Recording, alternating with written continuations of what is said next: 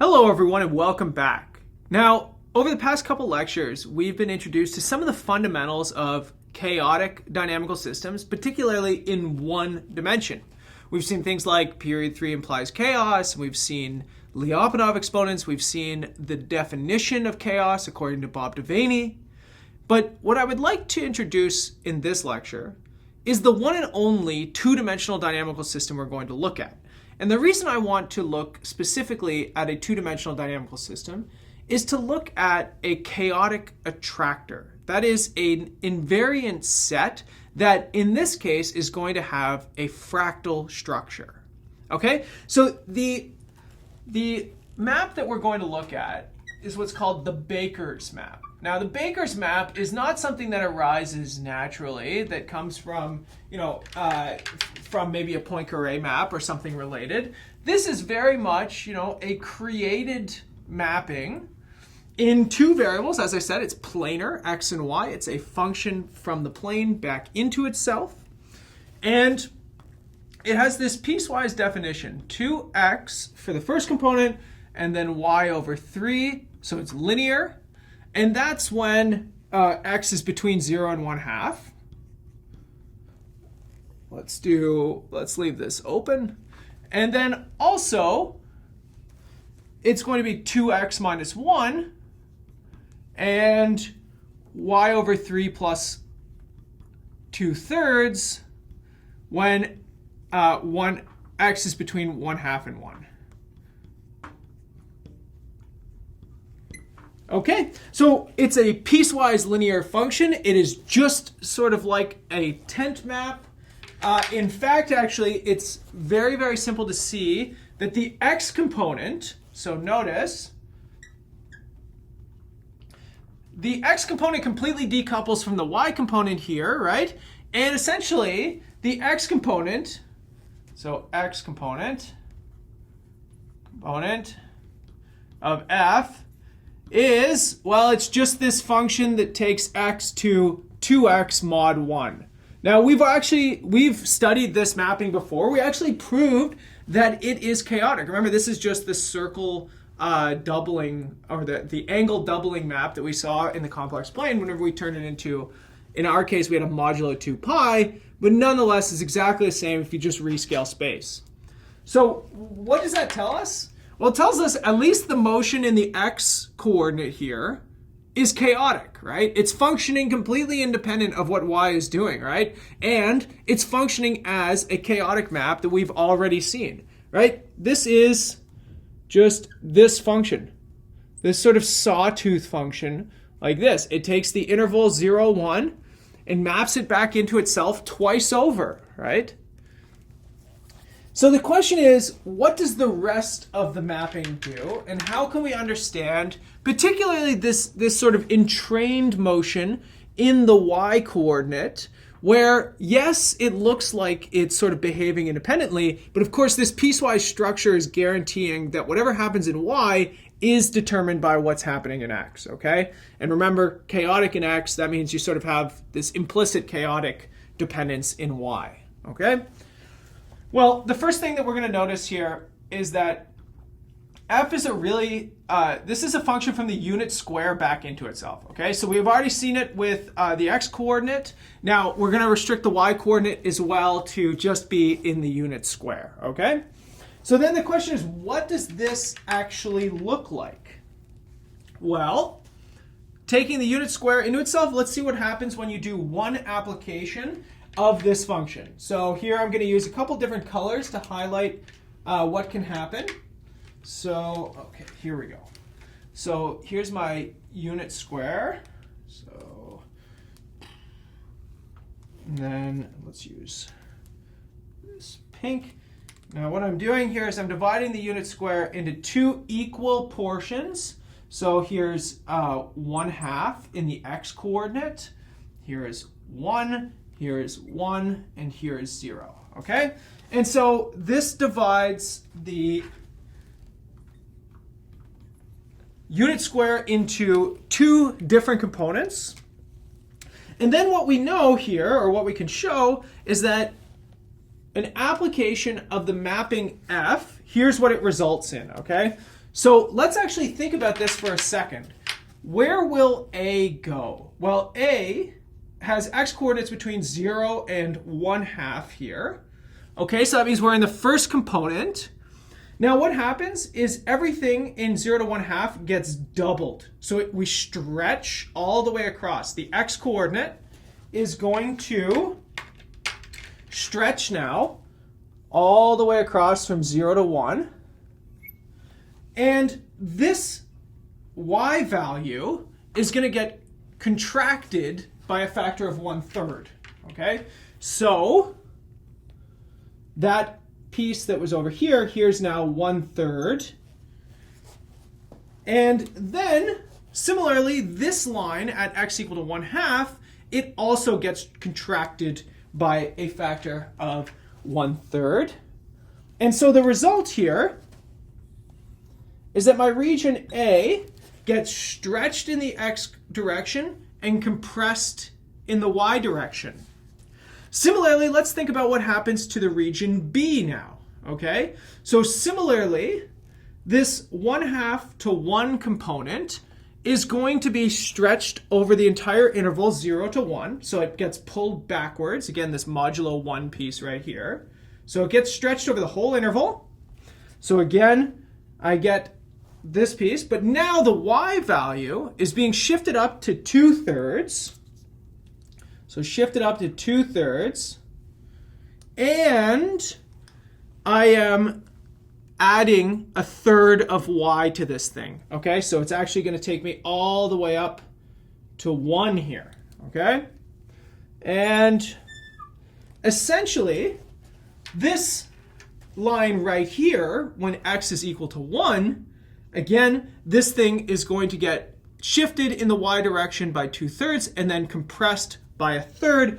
That's just this little 1/3 component right here. And so what this gives me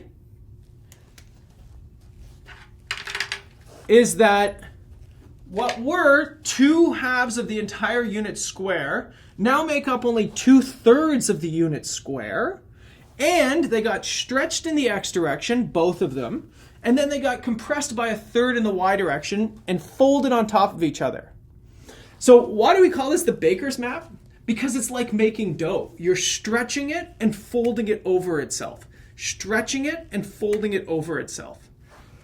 That's why we call this thing the baker's map. Okay, it's not named after somebody named Baker, for example, right? It's a completely artificial map that illustrates this fundamental process that goes back to Stephen Smale and some of the early understandings of chaos, the horseshoe set of stretching and folding, okay?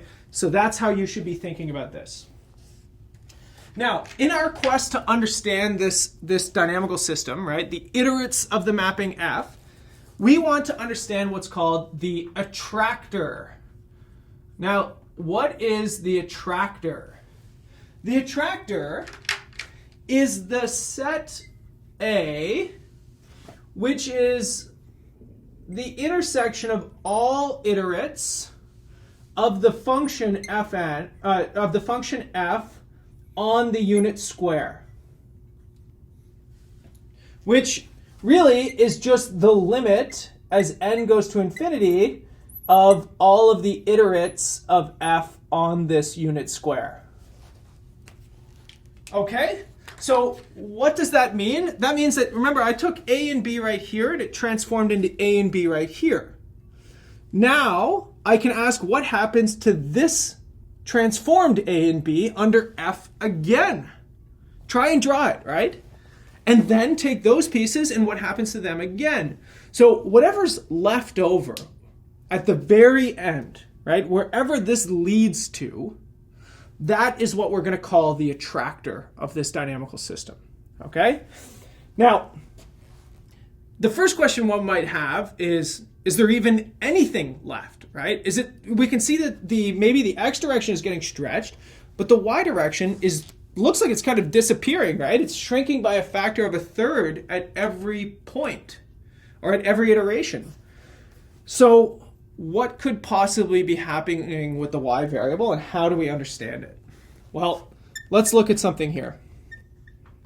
Let's just look at what happens to the y variable, okay? So again, I'm going to do it independently of x for a moment, but I had an entire line which was 0 to 1, right?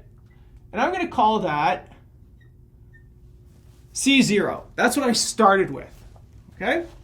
Then what did I get if in the y components next, right? The intersection between these two things. Well, what I got was the interval from 0 to 1/3 and the interval from 2/3 to 1. Now, maybe if you've already studied a little bit more advanced mathematics, you probably know what this is going to do, but let me walk you through it. If you drew this out and you looked at what happens to these a and b's under the iterates of f again, you will notice that each one of these intervals fragments into two smaller intervals that are the length 1/9. So here we have 2/9, and here we have 2/3, 7/9, 8/9, and 1. And this is what we would call C2. So look what's happening. You started with one line of length 1. Then you split it into two lines of length 1/3. Then you split each one of those two lines into 4 lines, each of length 1/9. So what would happen next? Well, the next thing would get 8 line segments, each of length 1/27, 3 cubed, right? And so at every single part, what are you doing to move from one step to the next here? You take a whole line segment, divide it into 3 pieces, and then throw out the middle one. Then you take the new line segment, divide it into 3 pieces, and throw out the middle one. And then what you'll do for each of these 4 line segments is divide them into 3 pieces and throw out the middle one.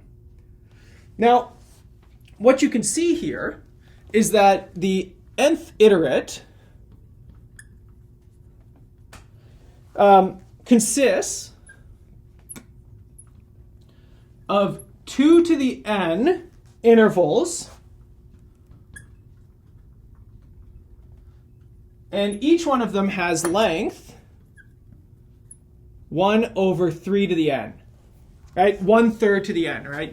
You're shrinking the intervals by length 1/3 at every single step. So again, think about what we're trying to do here. We're trying to find the attractor. We want to know what's left over. So then let's say let C equal to the intersection of all of these things, right? So again, I want to know what's common here. I want to know what the intersection is left here. And again, I'm just looking at the y variable for the moment here, mostly because we already understand the x variable. So I want to know what happens after I do this infinitely many times. Is there anything left over? And if so, what is the features? What's the structure of this set? Well, here's a theorem for you that we're going to prove for the remainder of this. This set C is equal to the set of elements between 0 and 1 such that y has a trinary expansion. Okay, so let me show you this. N greater than or equal to 1 of a sequence Bn over 3 to the power of n with each Bn either taking the value 0 or 2. Okay, this should look like symbolic dynamics. And it is symbolic dynamics, right? You can essentially see that we're labeling these intervals as 0 or 2 each time. The 0th, the 1st, and the 2nd. We threw out the first interval, so we get 0 or 2, 0 or 2, 0 or 2, right? So you can label where you are after each split using a 0 or 2. This is where this trinary expansion comes from. This is symbolic dynamics that we've already seen. So furthermore, This set C is what's called a Cantor set. That's why I called it C at each point, or sorry, at each iteration, and that's why I called the limiting piece here C. And what a Cantor set is it's an uncountable, totally disconnected, that means that it has no intervals inside of it, and perfect set. And it's closed and bounded. Okay, so it's a compact set. So that is a lot of properties. And some of those properties you might not be entirely familiar with, right? So this is where real analysis really starts to kick in, and we start looking at these sort of things that we might have gotten used to talking about when we were talking about real analysis. Things like density and sequences and limit points, closure, compactness, right? This is where all of this is starting to come in. So what we're going to do now is we're going to prove this. Okay, so let's go through the proof of that theorem that I just had on the board. And the first piece of that was I showed you that the set C can be identified with these basically a trinary expansion. And that's exactly what we're going to do, okay? So the proof of this, we're going to identify each point between 0 and 1 with its trinary expansion. So with its trinary expansion. Now you're probably used to binary, especially if you've studied any computer science. Trinary is the same kind of thing, right? So we have digit expansions in any base. Typically we use 10 because 10 fingers, but we can do this easily in trinary as well. And so that means that we can say that y is equal to this summation of bn over 3 to the n. But in this case, with bn taking the value 0, 1, or 2, right? So just like how binary is zeros and ones, or decimal, 10, is 0 through 9. But in this case also, what I want to do is remember we had this problem when we did symbolic dynamics. We had this repeated decimal that screwed things up, right? 0.9 repeated is the same as 1. And this gave us a non-uniqueness in identifying digits. We are going to avoid this, okay? We're going to pick the zeros and twos, so 0, 2 repeated, over 1, 0 repeated, for say 1/3. And we can do the same thing. We could say 2, 0 repeated over what could be 1, 2 repeated for 2/3. And you can just kind of repeat this same idea. So anytime you have a non-uniqueness, choose the one that's made from zeros and twos instead of the one that includes a 1. That's a quotient or an equivalence relation that we're going to put on this, okay? But it's an understanding that when you have a degeneracy here, when you can represent digits in two different ways, we're always going to pick the ones that use zeros and twos over the ones that use 1. Okay, so then remember the breakdown of the sets. I had C1, and that was the breaking into the interval 0 to 1/3 and 2/3 to 1. Well, this is just the set Y between 0 and 1, so that B1 is either 0 or 2. And that just comes from the fact that 0 represents, in the B1 component, represents a number between 0 and 1/3, and 2 represents a number between 2/3 and 1. But then C2, remember this was the interval 0 to 1/9, 2/9 to 1/3, 2/3 to 7/9, and 8/9 to 1. Right? So it's kind of cumbersome to say out loud, but essentially this is, because you have two splittings, it has to be in the original C1, and then the splitting of the C1 intervals into two different intervals gives you that both B1 and B2 have to be the elements 0 or 2, right? There's no possibility for 1. This is sometimes called the middle third set, and it means that you're just kicking out the middle third, right?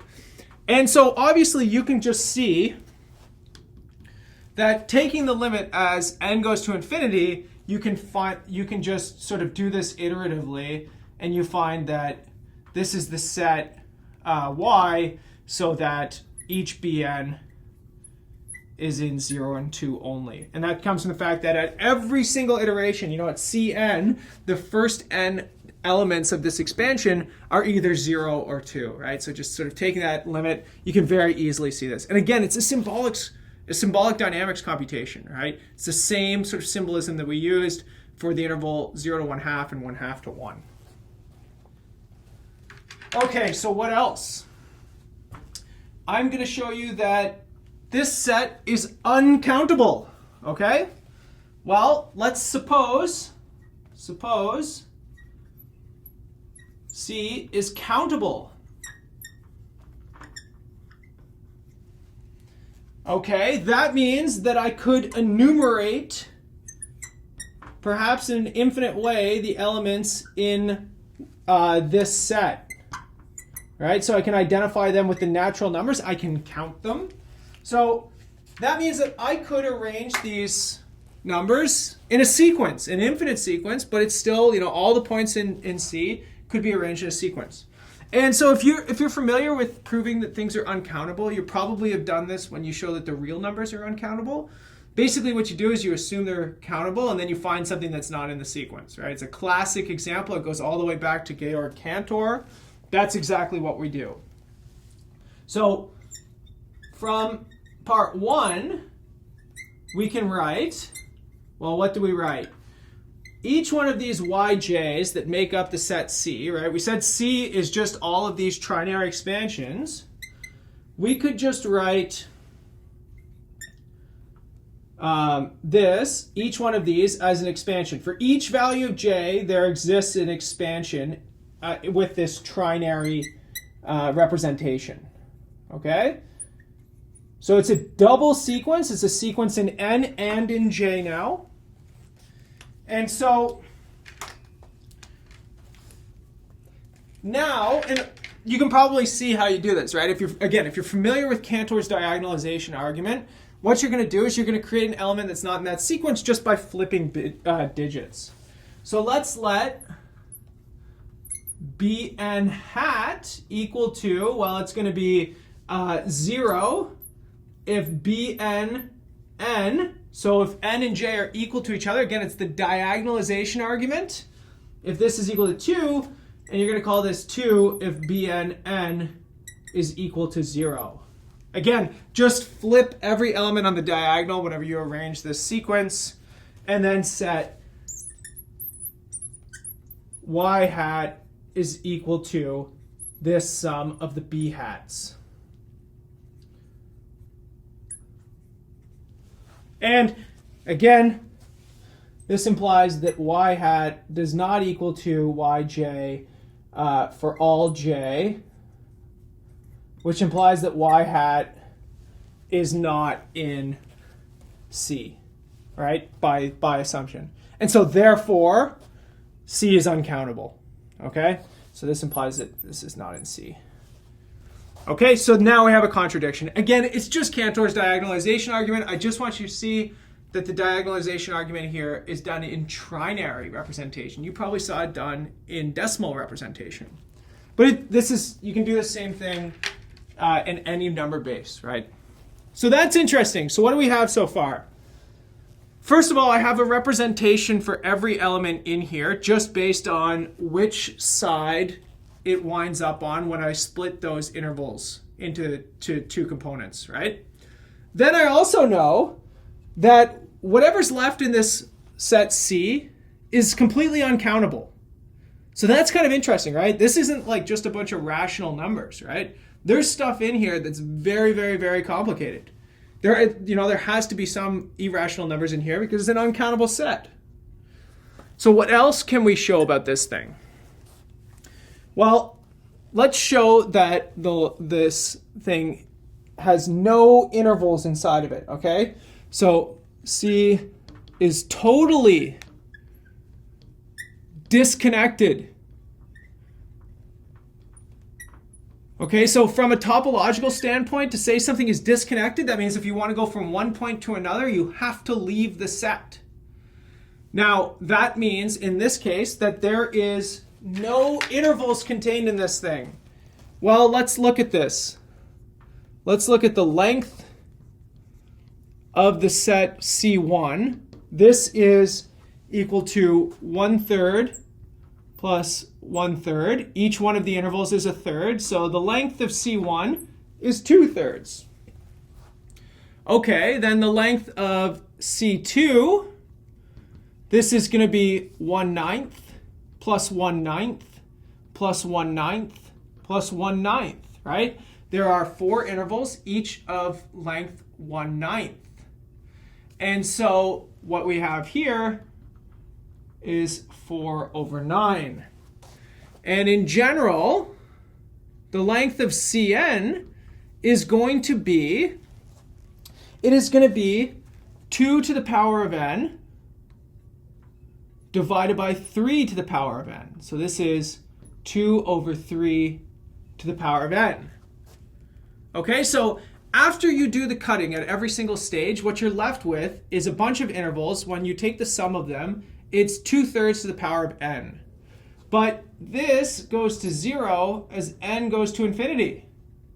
So that tells you that the total length of the limiting set C has to be 0. It cannot have any length because at every single step, the length is getting smaller and smaller and falling to 0. So let's tabulate it. I have a trinary representation of 0s and 2s for everything in C. That just is symbolic, representation of left or right. Then I know that this set is completely uncountable. I also know that it's completely disconnected. And so now the question is it a perfect set? Okay? So the question is, what is a perfect set? Well, a perfect set is a set, so I'm going to claim, okay, I'm going to claim that for all y and y in this set, there exists a sequence of elements in the set such that no element of the sequence is y itself, and yn converges to y as n goes to infinity. Now, this definition of a perfect set, this might actually be a little bit confusing to you, right? Because it's kind of a strange thing, like there's a sequence that converges to it. So let's think about what this actually says. What makes this so perfect? This means that every point in the set can be approximated by a point in that set without actually being it, right? This is kind of like the real numbers, right? It's sort of a weird thing, but every real number can be approximated by other real numbers. Kind of a weird way to think of it, but this is a really interesting point, right? It also says that there's nothing in the set that can't be approached by a limit. There's nothing that's isolated, right? So everything is really, really, really packed together inside of this set. That's what it means to be a perfect set, okay? So the question is, how do we actually do this? Well, we're gonna make a sequence that converges to this. So let's say let's pick any y. Of course, from part 1, we've got an expansion, the trinary expansion, bn over 3 to the n in C, okay? Now, let's construct the sequential elements, yn. Let's do yk so that we don't have any confusion here. Pardon me, my sequence is going to be yk because my sum is in n. Pardon me, everyone. Where I've got bn of k over 3 to the n, where I'm going to choose these bn of k's. I want to choose them in this way. This is going to be bn as long as n does not equal to k, okay? And then for the one diagonal, it's very similar to what we did here, right? It's a diagonal argument. Then bn of n, this thing is just going to be, oh, sorry, pardon me. This will be 2 minus bn. Pardon me. Sorry, everybody. This is 2 minus bn when n is equal to k. Right? So if bn is 0, this becomes 2. If bn is 2, this becomes 0. It's just a digit flip. So again, on the diagonal, you flip the digit. Well, this tells you that the distance between y and yk, they are exactly the same at every digit except for the kth digit, or the nth digit, whichever one you want to think of. It's exactly the same. So that means that the distance between these two things is just the flip, and this becomes 2 over 3 to the n, which goes to 0 as n goes to infinity. So you have convergence of my sequence yk into y, but also, by construction, yk does not equal to y for all k. So therefore, I've proven this. So in fact, this actually shows that the set is closed as well, and the fact that it belongs to 0, 1 gives me boundedness. So let's tabulate all of these things, because I have now proved that my set C is what's called a Cantor set. It has this nice representation, as I claimed, in terms of trinary. And then the Cantor properties. It's an uncountable set. It's totally disconnected. And it's a perfect set. And by consequence of this, it's closed and bounded. It's a compact set as well. This is what's called a Cantor set.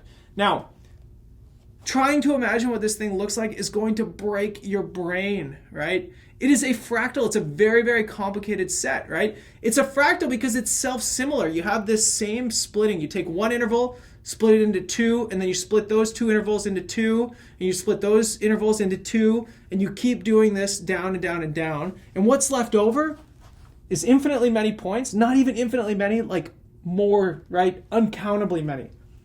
And so the result of all this is that the Baker's map, remember, that's where it all started. The attractor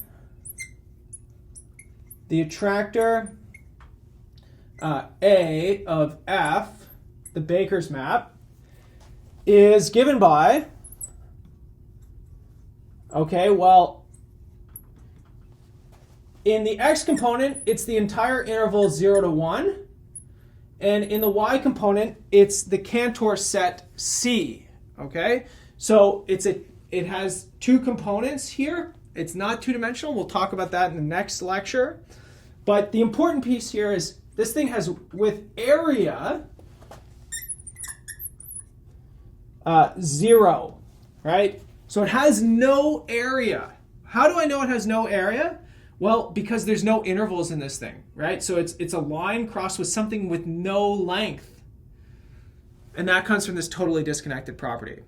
So what we actually have here is an attractor that is an extremely complicated shape in 2 dimensions. It's sitting inside of the unit square, and it is like almost unvisualizable. But it's perfectly describable. I could tell you every single point inside of there just by picking sequences of 0s and 2s, right? This is the fundamental disconnect that arises when we start thinking about chaotic systems and these attractors with these sometimes called strange attractors. It's strange in the sense that I can't really picture what it looks like, but I could perfectly describe it. Now, of course, you have a disconnect sometimes whenever you go further into dynamical systems where you can't even describe it. You can just look at a computer rendering of it sometimes. And so that makes things even more complicated. This is why the Baker's map is so much fun to work with, because we have a precise definition of a strange attractor, of a chaotic attractor, of a fractal. And what we're going to do in the next lecture is actually look at what the dimension of this would be, right? In a very abstract sense. So I can tell you right now, the dimension of this thing is not 1 and it is not 2. It is a non-integer somewhere between those 2 things. Actually, it's an irrational number. So I'll show you that when we come back in the next video. So thanks for watching. I'll see you in the next video, everybody.